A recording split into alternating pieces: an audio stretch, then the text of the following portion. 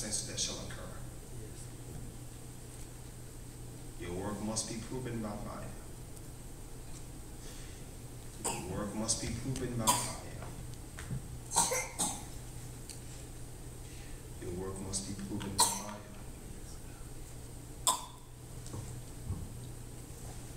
So that your anointing can come forth in the fullness. Be encouraged, man of God. Go forth, man of God. Obey, man of God. Worship and praise and glorify my name in the midst. Obey all. Obey all. Obey all.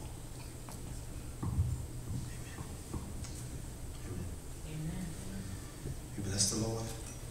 We bless the Lord for being in the house of the Lord tonight to take part in this week celebration in form of commencement, the beginning process of a new work. We're here to celebrate with Pastor-elect Moon and Lady-elect Moon. We are here to help mark history. Mark history. Being the second night. This is history being made this week. We do not take it lightly because it determines how we see it. Meaning this marks the beginning.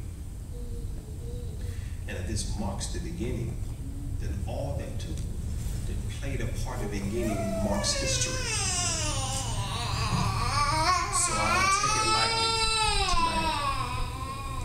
And I'm honored that you saw fit to see enough in me to invite me. We give honor to you and your wife and your church family and your new endeavors.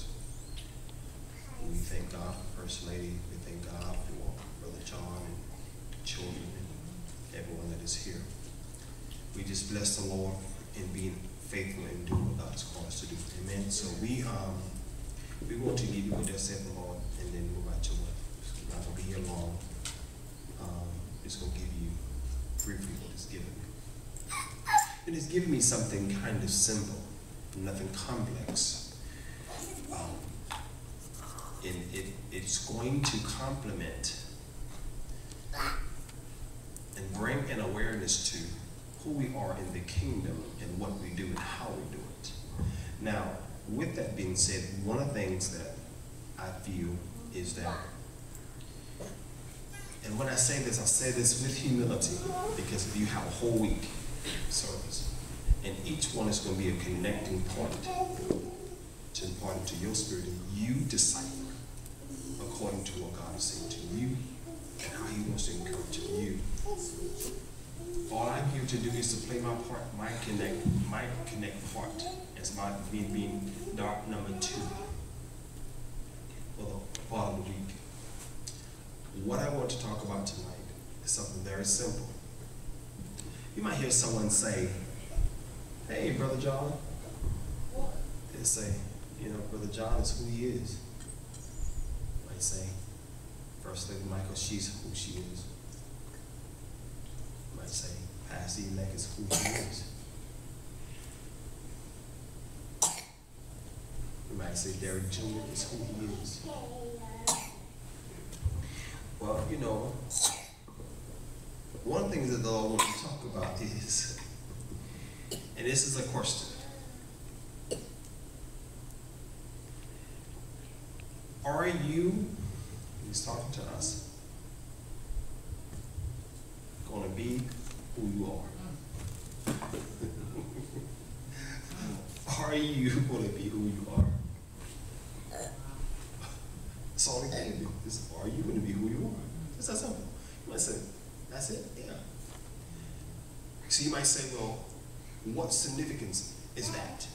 See, one thing we have to understand is God is pulling the cover off facades. And within pulling the cover off of facades, facades does not mean sin.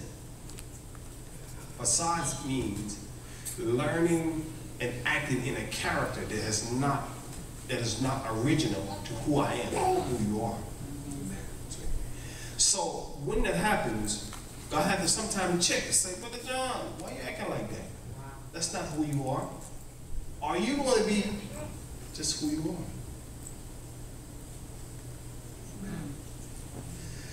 First Lady, that's not who you are. Are you going to just be who you are? See? And we might say sometimes we think it has to be these profound messages that have to come forth. And sometimes God want to say something simple for a reason. And I said, okay, what is the purpose behind this message? And he began to deal with me about you. And he said, one thing he had to remember is you're going to have to start your ministry that way. Being who you are. Just who you are. See? Because many get caught up and they lose themselves in a different identity. And when you get caught up, what happens is you end up not knowing who you are. You know your name, but you don't know your character anymore in the anointing and how you operate in the kingdom. So when that occurs, you can lose yourself in the shuffle. And when you lose yourself in the shuffle, you can end up being a perplexed person at times.